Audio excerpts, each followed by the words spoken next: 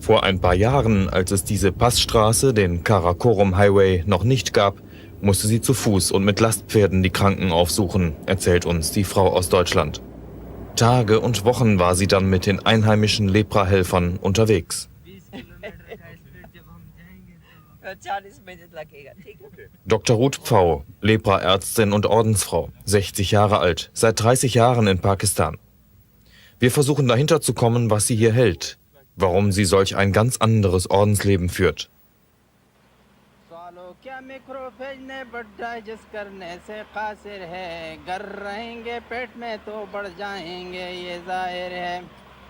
हजम करने के लिए लिम्फोसाइड उसको ऐलान कर सकते हैं लिम्फोसाइड एम लेप्रे का पहचान कर सकते हैं लिम्फोसाइड एम लेप्रे का पहचान कर सकते हैं वापस आकर लिम्फ नोड में ये इन्फॉर्म कर सकते हैं।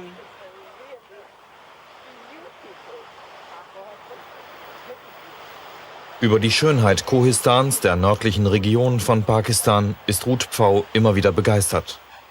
An diesem Tag begleitet sie die einheimischen Lepra-Assistenten nach Dubair in eine abgelegene Hütte, um sich ein eigenes Bild von den Patienten zu machen.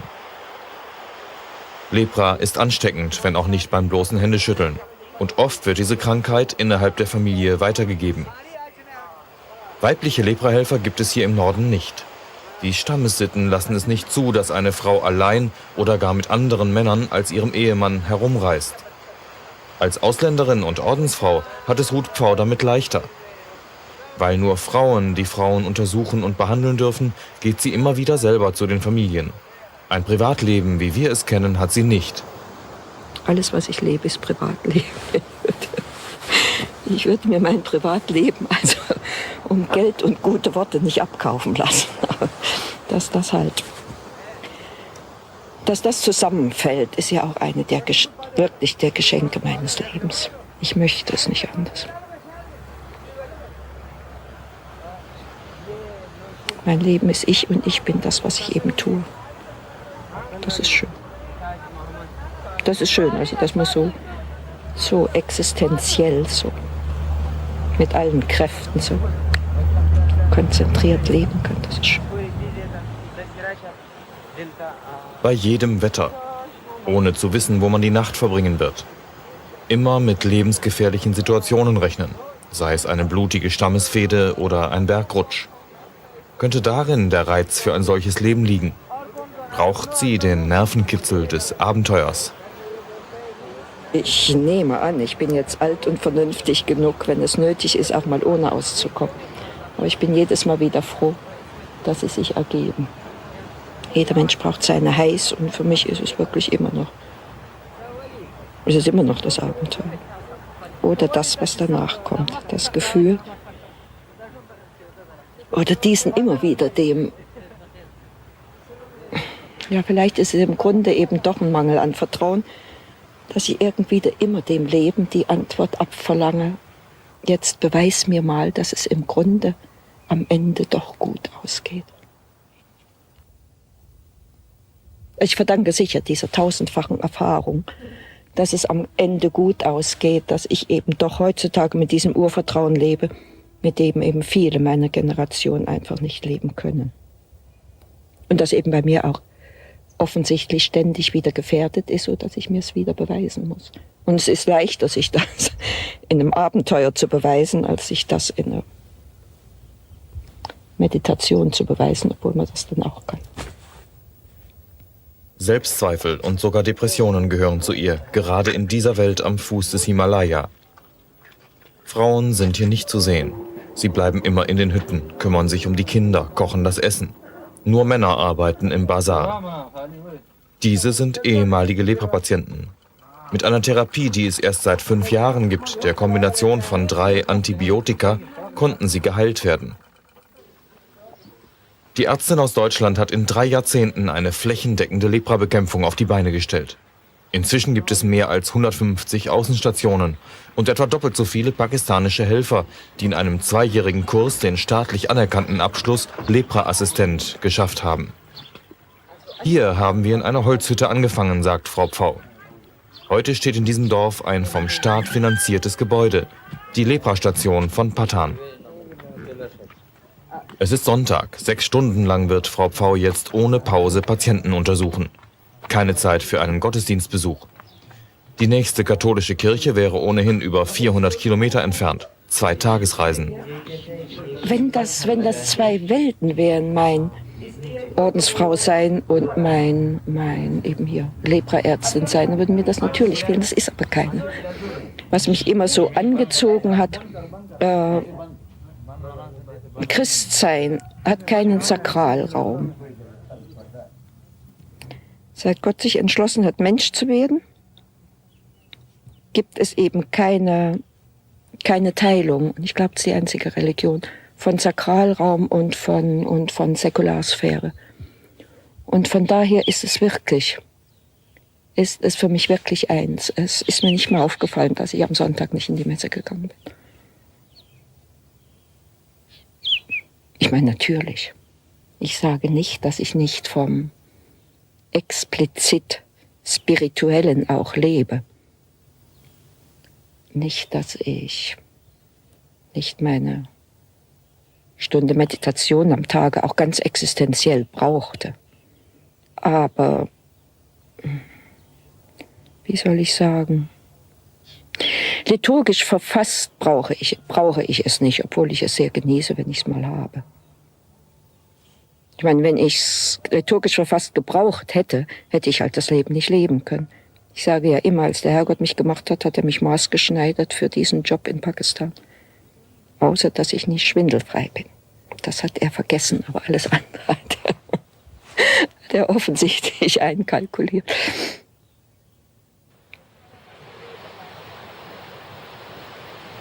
Der Weg zu den Hütten der Kohistani ist oft abenteuerlich. Man weiß nie, ob solch ein Steg nicht eine Falle ist, für die Angehörigen eines anderen Stammes bestimmt, mit dem gerade eine Blutrache ausgetragen wird.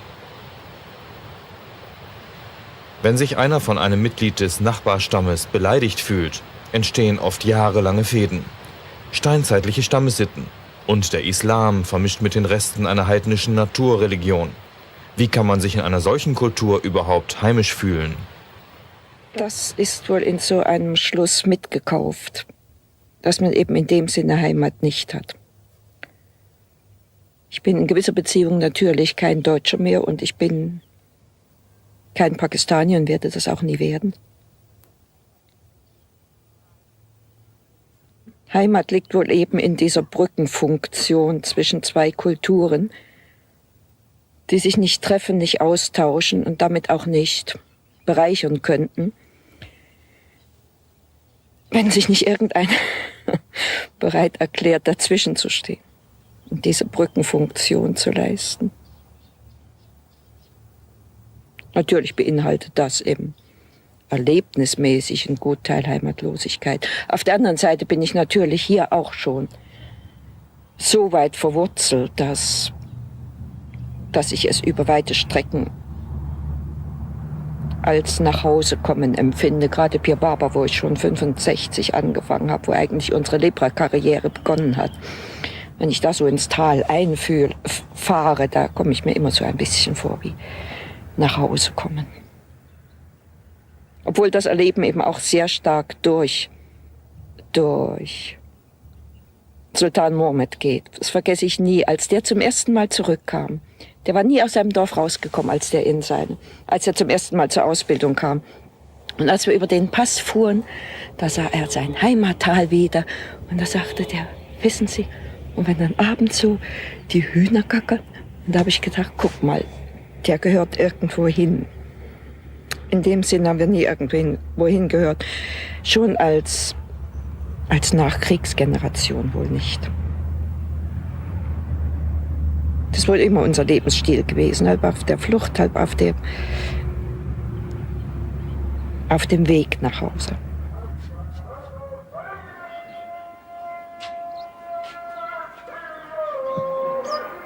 Die Moschee von Pir Baba. Der Islam bestimmt den Alltag der Menschen, besonders in der 4-wöchigen Fastenzeit, wenn man von Sonnenaufgang bis Sonnenuntergang nichts essen und trinken darf. An den Wegen zum Gebetshaus hocken die Händler.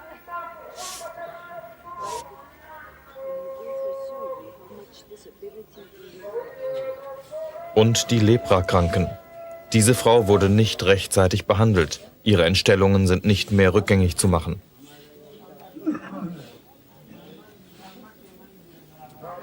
Frau Pfau trifft einen früheren Patienten wieder. Große Freude.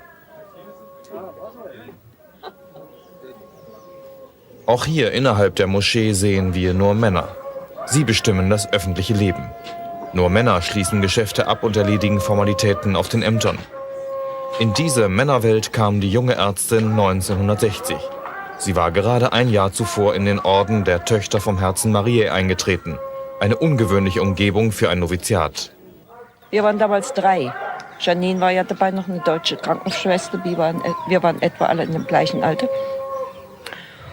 Und wir sind halt haben uns einfach normal benommen, nach unserem Vorstellung normal benommen. Und da wir uns bei diesen öffentlichen Ämtern niemals in die wartende Reihe der Männer einordnen konnten, mussten wir also jedes Mal sofort vorgelassen werden, weil es eben keine Warteräume für Frauen gab und man einfach nicht wusste, wo man uns parken konnte. Also von daher waren die offiziellen Kontakte rasch geknüpft. Wo liegen die Gründe für diese Zweitklassigkeit der Frauen in Pakistan? Liegt das an der Religion, am Islam? Also ganz bestimmt nicht im Islam. Theologisch ließe sich diese Diskriminierung der Frau in keiner Weise aufrechterhalten. Die Frau des heiligen Propheten war eine bekannte Tuchhändlerin, die immer ihr eigenes Einkommen gehabt hat und von daher schon sehr unabhängig war. Es sind zweifellos Stammessitten, sehr viel stärker als religiöse Sitten, die da mitspielen. Und dann halt eine herrschende Klasse hat ihre Privilegien ja noch nie freiwillig abgegeben. Und so haben die Männer in diesem Land offensichtlich keiner Weise irgendwelche Pläne, ihre Privilegien abzugeben. Wie kommen Sie persönlich damit klar? Tja, klar komme ich damit natürlich überhaupt nicht. Es gibt halt Dinge,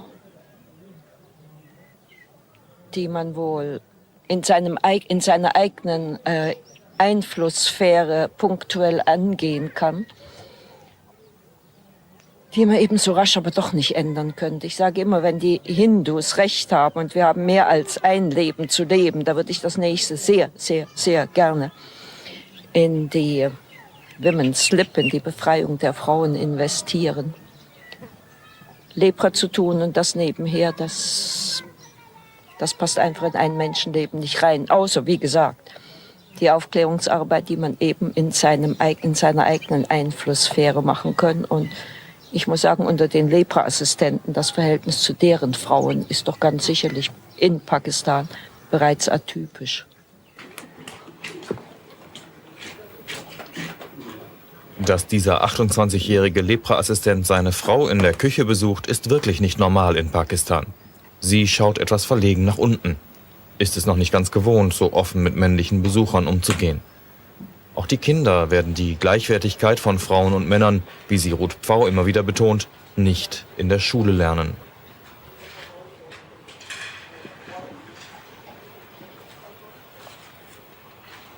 Ob Diskriminierung der Frauen oder Ausschluss der Leprakranken aus der Gesellschaft, daher der Name Aussatz. Der Weg der deutschen Ordensfrau Ruth Pfau ist ein Weg der ganz kleinen Schritte.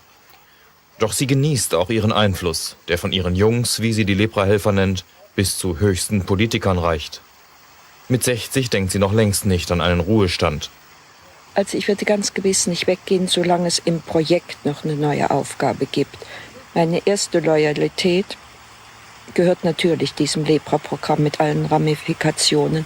Das ist auch das Recht. Ich hatte ja mal diesen Konflikt mit dem Orden, wo mein Orden mich gebeten hat, ich sollte Pakistan verlassen. Und da hat das Team echt gefragt. Ja, die haben gefragt, wem gehört die Pfau denn nur eigentlich? Dem Orden oder uns? Und die haben zweifellos ein Anspruchsrecht auf mich. Die haben ja ihr Leben auch daraufhin gewagt.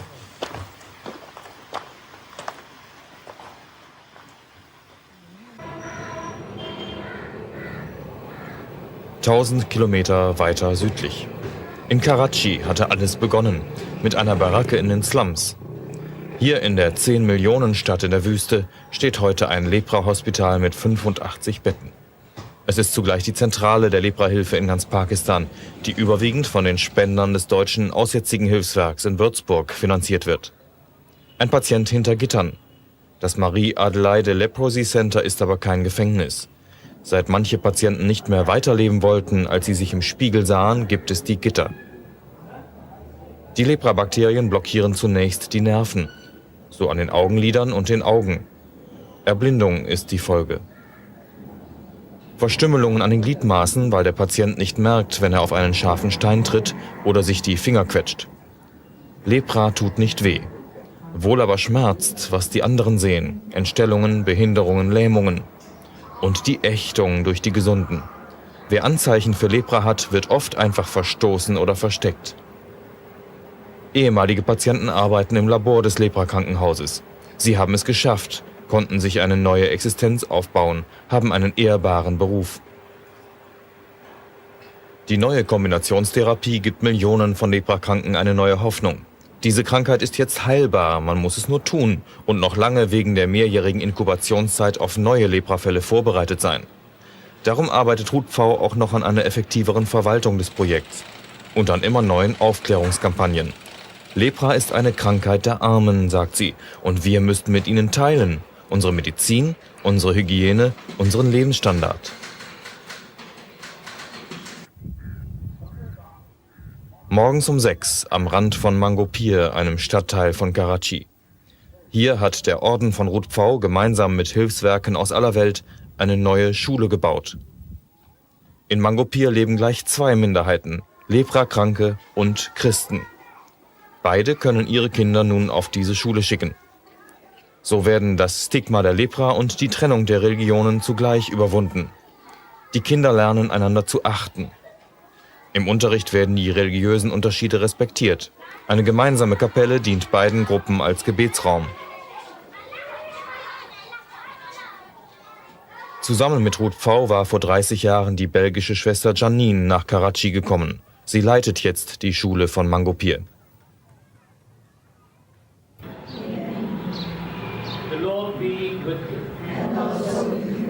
Eucharistiefeier am frühen Morgen in der Kommunität der Schwestern, die nach den gleichen Regeln leben wie die Jesuiten und wie sie keine Ordenstracht kennen. Ruth Pfau kann nur selten den Gottesdienst mitfeiern. Sie hat ihre eigene Art der Teilnahme gefunden. Wenn ich länger unterwegs bin, kann ich ja die geweihten Hostien bei mir tragen und das ist mir unheimlich wichtig. Also ob ich das ohne das gemacht hätte, so, das weiß ich auch nicht. Einerseits bis zur Erschöpfung helfen, andererseits eine eigenartige, intensive Mystik. Ruth Pfau braucht offenbar das eine wie das andere. Es hat mir eben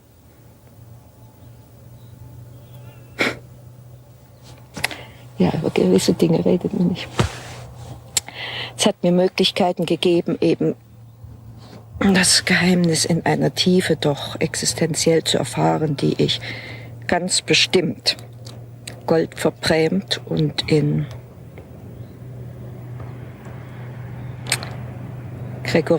gregorianische Gesänge eingewickelt nie gekriegt hätte. Wie gesagt, so sehr ich, wenn ich die Möglichkeit mal habe, kurzfristig benediktinisch zu leben, so sehr ich das nicht auch schätze.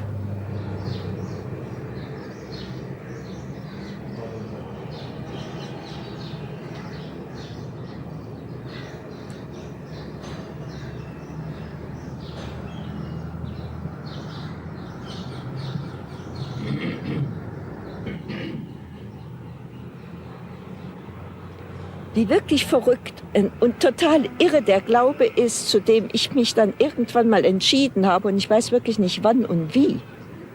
Das ist mir wirklich erst aufgegangen, als ich die Erlaubnis hatte, die Kommunion mitzunehmen. Und das war letztes Jahr. Da gibt es natürlich viele. Aber letztes Jahr, da hatte ich gibt's hier so eine kleine Fluglinie. Und die fliegt natürlich nur bei schönem Wetter.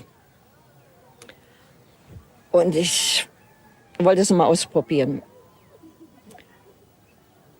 Und hier gibt's ja, also in der ganzen NWFP, die Bombenanschläge sind ja an der Tagesordnung. Also man wird sehr genau durchgecheckt, wenn man in so einen Flughafen reingeht. Und ich hatte die Kommunion bei mir und hatte im Moment nicht dran gedacht. Also bei dieser Untersuchung, da fragte mich die junge Stewardess, die sagt, was haben Sie denn hier? Da habe ich also dieses Golddöschen da rausgeholt und habe ihr es gezeigt. Da hat sie gesagt, darf ich es aufmachen? Ich muss das aufmachen. Ja, sage ich, dürfen es aufmachen. Da hat sie gefragt, was ist das? Und da stand ich also in dieser Abflughalle und vor mir diese junge muslimische Stewardess. Und da sollte ich sagen, das ist Gott.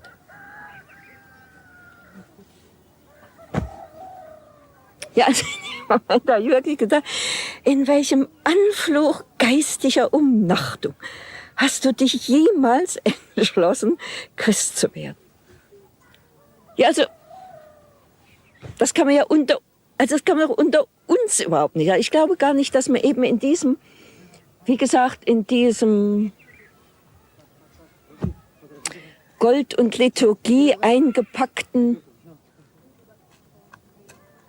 westlichen Christentum mal irgendwann mal solche Erfahrungen durch äußere, ich meine, man kann immer geistlich durchstoßen, aber dass man durch äußere Erfahrungen mal, durch äußere Umstände auf solche Erfahrungen gestoßen ist. Ja, das ist so eine wahnsinnige Aussage. Ja, ich meine, was habe ich gesagt? Ich habe gesagt, ich bin Christ und uns ist das religiös sehr wichtig und bitte fassen Sie es nicht an. Und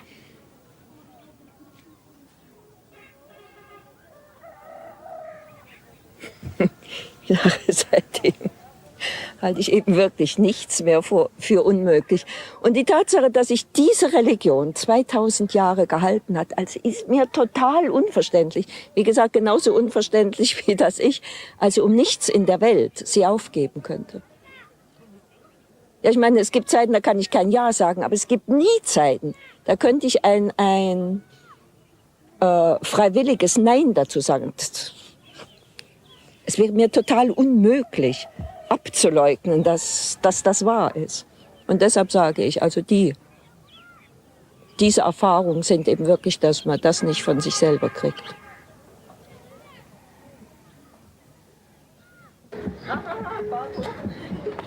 Ruth Pfau und ihre Mitschwestern.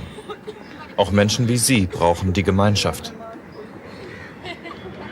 Also, ich hätte mir ganz bestimmt ausgestiegen und zwar total. Also ich hätte das Leben nicht zu Ende gelebt, wenn ich eben nicht auf dieser Basis geborgen wäre und immer wieder die Erfahrung gemacht hätte, dass er mich durchträgt. Das ist keine Frage.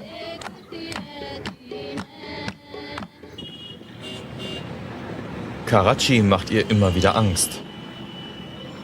Welch eine Zukunft hat diese Stadt, in die immer mehr Menschen strömen, ohne das soziale Netz der alten Großfamilie? Wann regieren hier nur noch die Gesetze des Stärkeren und der Gewalt? Ruth Pfau lebt mittendrin in diesem Pulverfass, in einer kleinen Wohnung im Lepra-Hospital. Sie teilt sich die Räume mit Freiwilligen aus Europa, Ärztinnen und Krankenschwestern. Das Essen kommt aus der Krankenhausküche.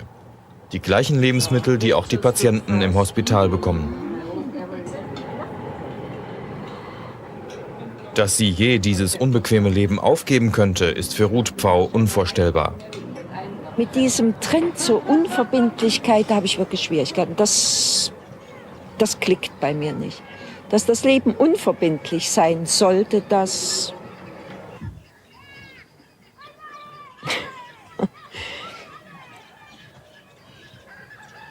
Die Versuchung hätte ich bestimmt nicht, das zu denken. Ich meine immer, das Leben ist einfach zu tief und zu unauslotbar, als dass man in diese tiefen Schichten, wo es dann tatsächlich wichtig wird, dass man in diese tiefen Schichten leicht oder kurzfristig reinkäme. Und von daher ist mir eigentlich wirklich, nicht nur eigentlich, ist mir total die Treue der Preis dafür, dass man bis zum Wesentlichen durchstößt. Gibt es dann nicht auch mal Wochen, in denen Sie das nicht mehr sehen? Oder gibt es Monate, wo ich es nicht sehe. Aber ich sage, es wäre mir dann nicht logisch, denn ich sehe dann ja auch nichts anderes, was sich mehr lohnen würde. Und in der Zwischenzeit, wenn ich dann irgendwie bloß also mich zu zerstreuen und dadurch das wieder in Frage zu stellen, was ich an Sammlung vorher geleistet habe.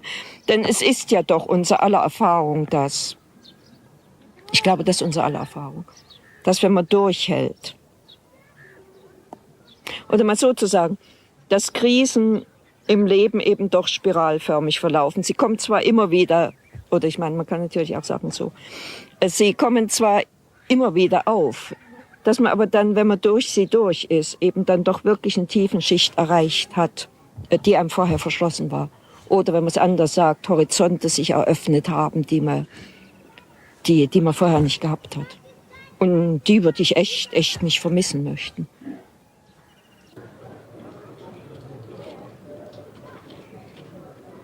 Ruth Pfau hat in Pakistan dafür gesorgt, dass die Lepra wie jede andere Krankheit behandelt wird.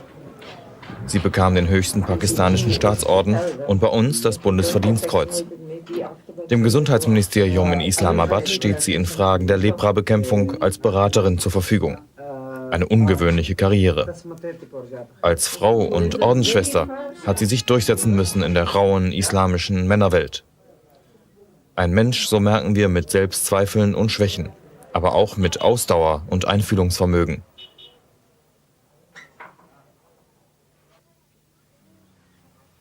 Welche Rolle spielt für Sie das Leid? Ihr persönliches Leid und das der Menschen, denen Sie täglich helfen? Wenn wir Leben haben wollen, dann ist Leben eben Leid und Freude, sonst also Schatten und Licht und sonst wäre es ja nur auch wirklich ein kontrastloses Leben, wäre ja tatsächlich banal. Und vielleicht ist wirklich die Banalität heute zum Teil darauf zurückzuführen, dass wir eben das Leid als solches nicht als Wert sehen. Ich rede nicht im Elend, das Wort. Ich meine, ich habe mein Leben ja wirklich dafür eingesetzt, dass ich Elend und Schmerz mithelfe abzuschaffen. Aber Leid ist ja was ganz anderes. Ich meine, die Tatsache, dass Liebe Leid ist, bringt eben das Leid schon in eine ganz andere Wertekategorie als Elend oder Schmerz. Ja, ein leidfreies Leben, würde ich sagen, wäre in der Tat ein banales Leben. Lymphocyte एमलेप्रे का पहचान कर सकते हैं वापस आकर lymph node में ये इन्फॉर्म कर सकते हैं Der Indus hat sich in Jahrtausenden seinen Weg durch Pakistan gebahnt. Rechts und links davon leben Menschen, die langsam verstehen, warum niemand mehr wegen seiner Krankheit ausgeschlossen werden darf und warum alle Menschen gleich sind. Glaube, sagt Ruth Pfau, Glaube kann eben auch Berge versetzen.